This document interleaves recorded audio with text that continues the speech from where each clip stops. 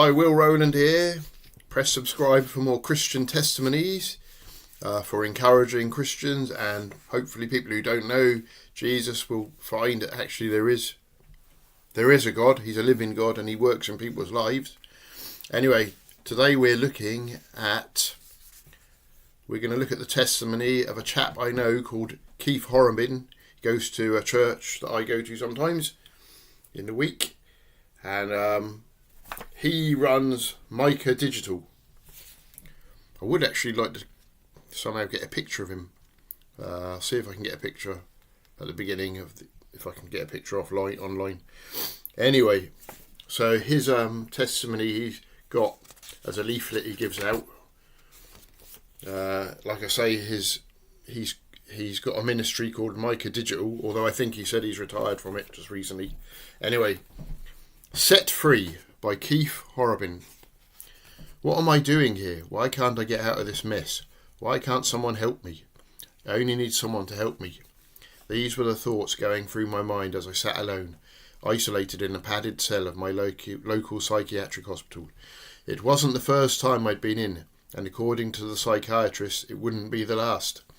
My life shouldn't have been such a mess. I had my own business, a lovely house in the country, a wife, a large car, but I also had a large drink problem and an oversized inferiority complex, neither of which I could deal with, nor could anyone else seem to be able to help me. I thought back through my troubled life. Turning a page. In hospital aged 20 to be dried out from drink and pumped out from an overdose. Another spell in a psychiatric hospital when overwork and over-drinking took its toll. When was all this going to end? I'd come out determined to make a go of things and stay on top. All seemed to have hopeful signs, but once again drink and despair, followed by rumours of my wife's affair, began to darken the rays of hope, until one day, once again, it all got too much.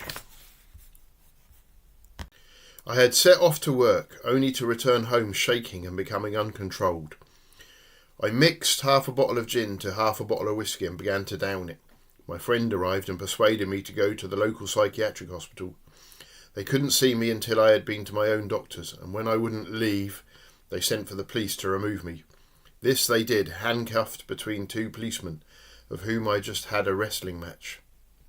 Once in the police cell, my pent-up anger, frustration and despair exploded. The sink and the toilet cistern taking a full brunt of this. The restraints were put on me. The police doctor later arrived. I was then transferred to a psychiatric hospital to serve out my 28-day compulsory section.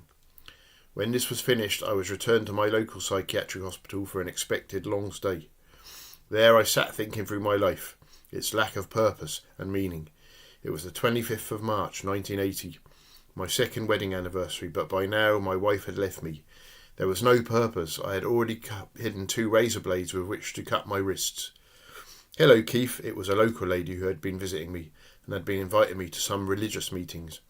She wanted me to go that night. I kept saying no until I thought, why not? She got permission from the ward sister. The meetings were being held in the town hall and I made sure I sat at the back. I wasn't actually interested and my thoughts began to wander. Then on the stage, a blind pianist was talking about his life and how he had tried to fill his emptiness. That's like me, I thought. The preacher was a little man, and all I really heard him say was this.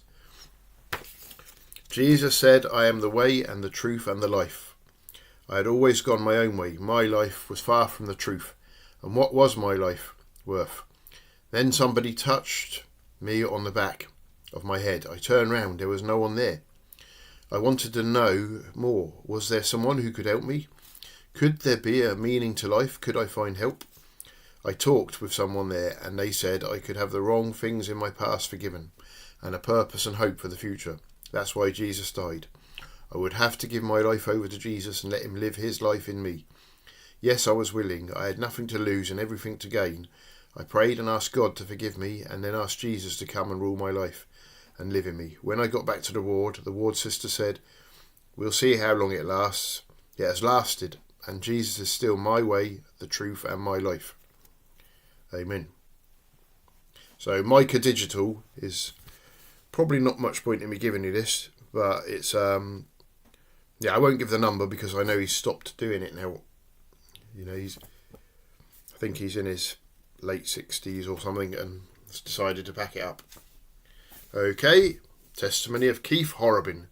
Hope you enjoyed and were encouraged.